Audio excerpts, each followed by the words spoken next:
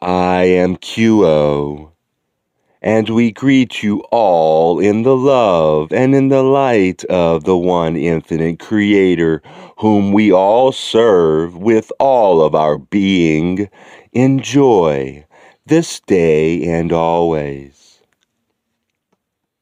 You ask today, my friends, how is it that you may bear the burdens which you bear in the life experience that you have at this time?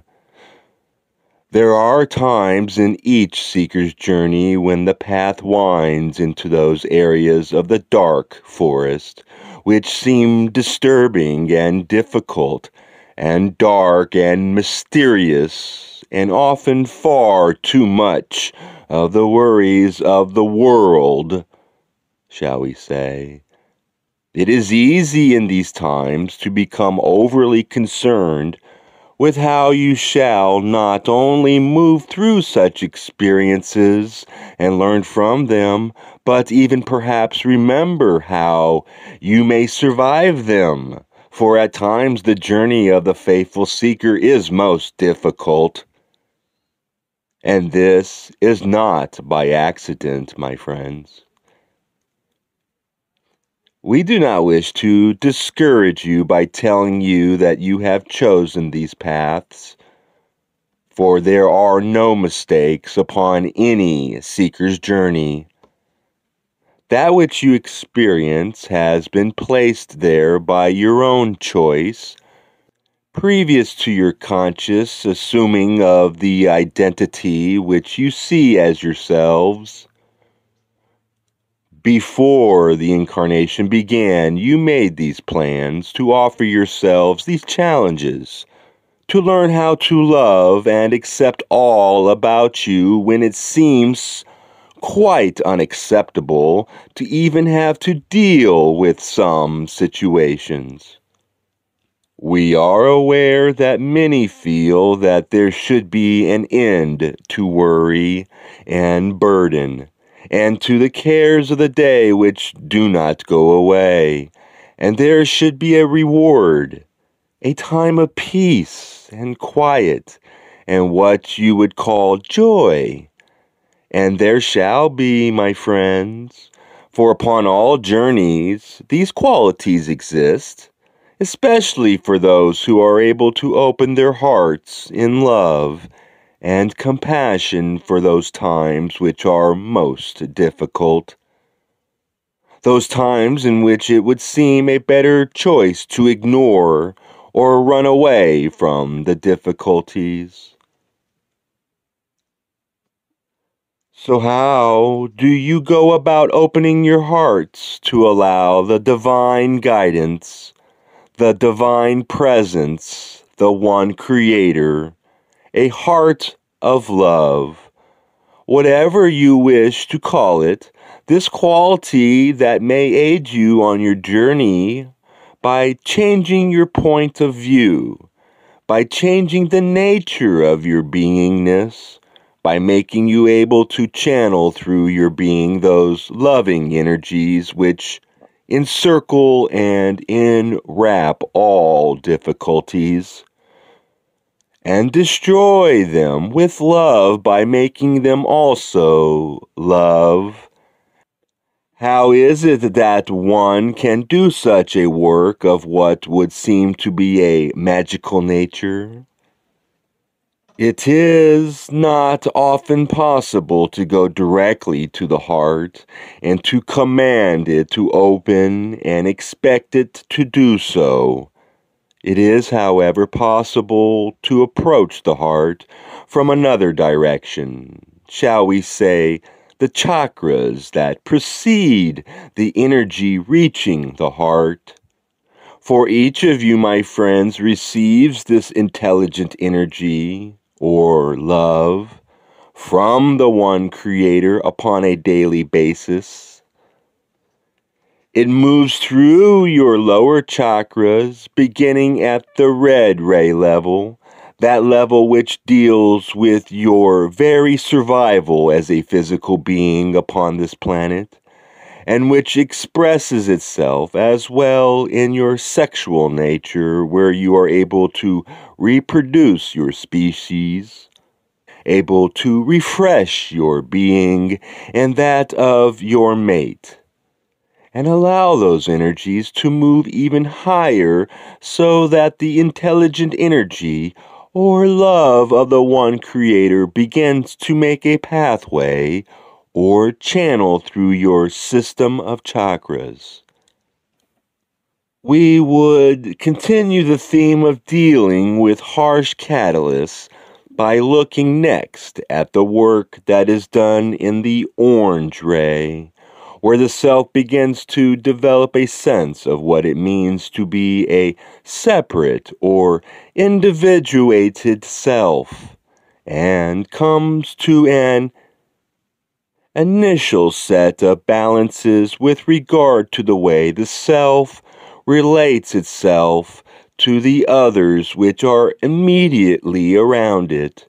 Here, it is essential to develop the ability to differentiate those factors or elements in one's life, circumstances which belong to one, and those elements or factors which belong to others with whom one is in immediate contact. This is a process, my friends, which each here has undergone and continues to undergo upon a daily basis. And it is a factor during which process a sense of the uniqueness of the individual self is forged. Now, during this process, it is common to discover that there comes, seemingly from a source outside of the self, a series of events which do not sit well with the self, shall we say, and so it is an elementary part of the process of self-development to learn to develop a kind of shell, a protective shell, shall we say, that enables one to fend off energies and events which seem to overwhelm the being to the point that there is a sense of rejection that originates somewhere deep within. Over the course of time, this energy shell is further developed and refined. It serves to fend off or to filter that energy which is on offer, seemingly against from without, that is, too much to be taken in and usefully dealt with. We do not despise this process, my friends, for it is an extension of the need for survival. Now, seen as the survival of a self which is in the process of development. The further development that begins to take place when the self is introduced to larger groupings of fellow selves, those larger groupings that you call collectively society, is a process in which the energy shell, which has been developed and which increasingly comes to be associated with who you are, is further challenged, and further refinements to this protective armoring are, in the course of time, made. By the time you have reached young adulthood, you have an armoring which is very individuated, personalized, and articulated according to demands which have spoken to you in a myriad of ways as being necessary for your survival. Your effective self-expression and your flourishing in a complex social environment.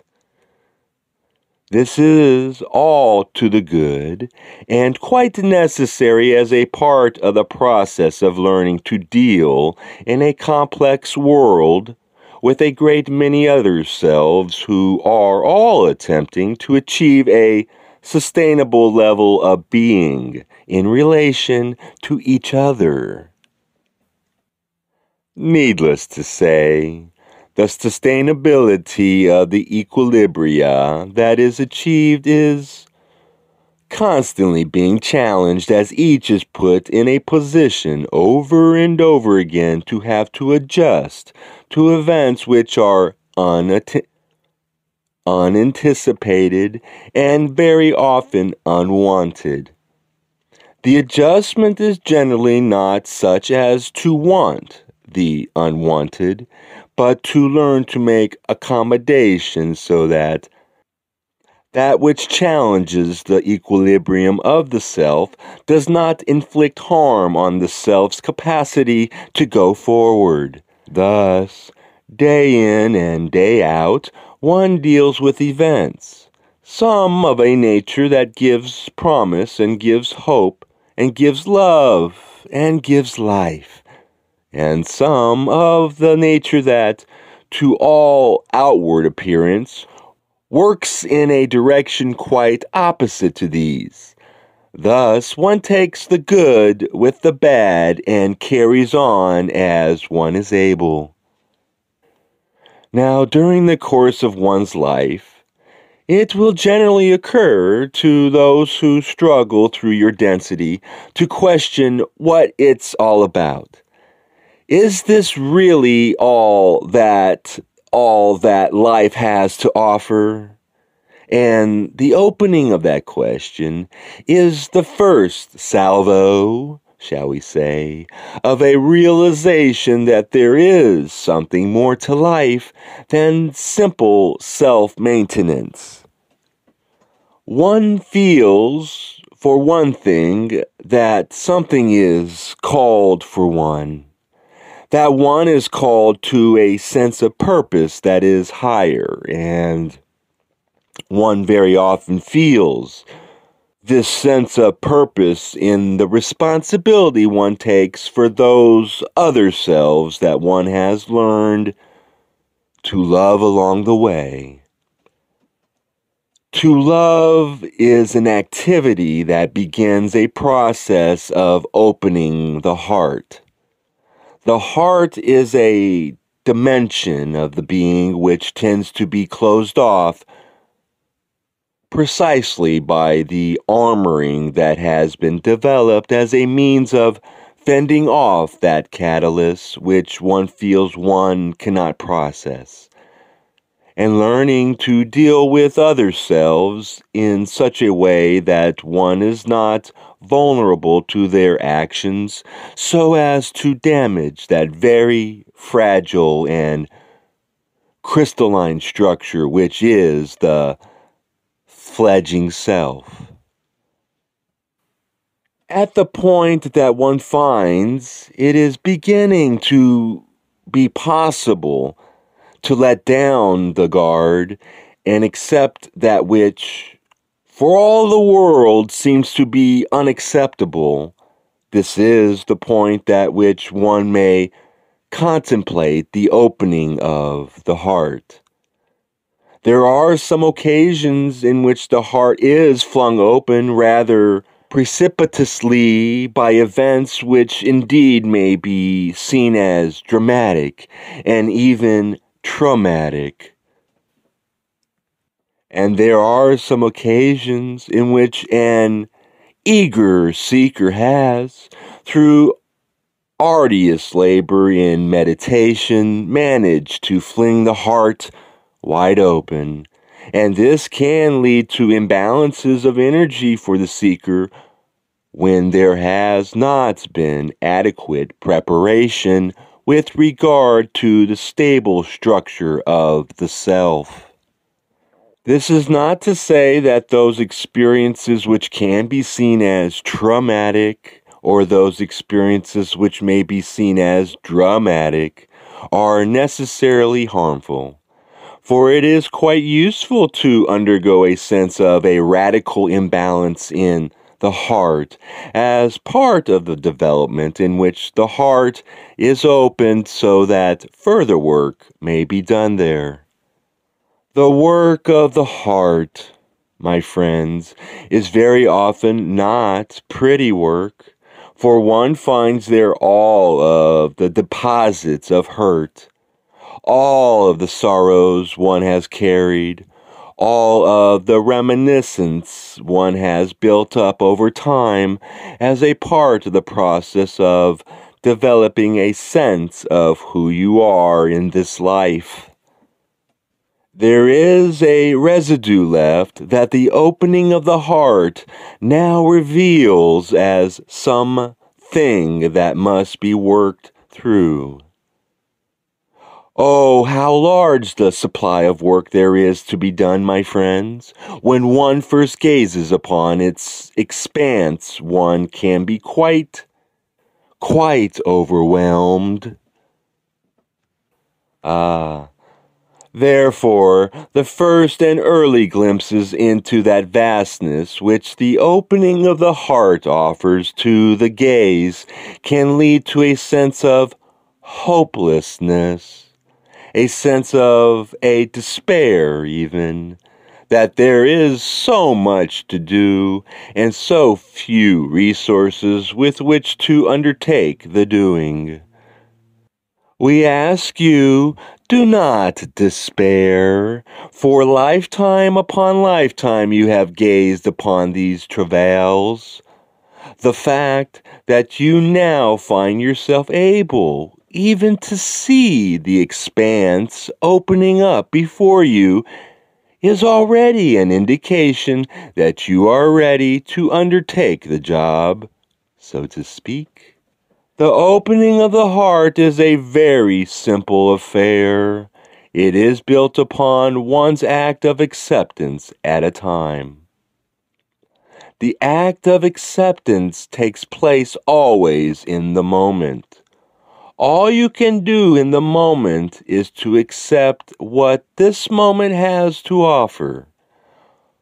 All that you can do in the moment is to greet the moment, and in the moment lies love, and in the moment lies the answer to the question, how can I possibly go on? It is very often, my friends, in the uttermost extremity of seemingly overwhelmingly catalyst that one is able to find the needed resource. A little act of loving acceptance, that is the key. One act of acceptance opens a small door, and this door leads on to another, which may be opened again by acceptance. And in this way, acceptance builds upon acceptance, and little by little, those afflictions which one has built up, those difficulties one has stored away, become healed. A healing heart is a heart which begins to show the ability to reach out into the world in a way that heals also that world. We are not saying this is easy work, my friends. On the contrary, it is undoubtedly the most difficult work you will ever do. But it is precisely the work you have incarnated to do. And to this work, my friends, we commend you in love and light.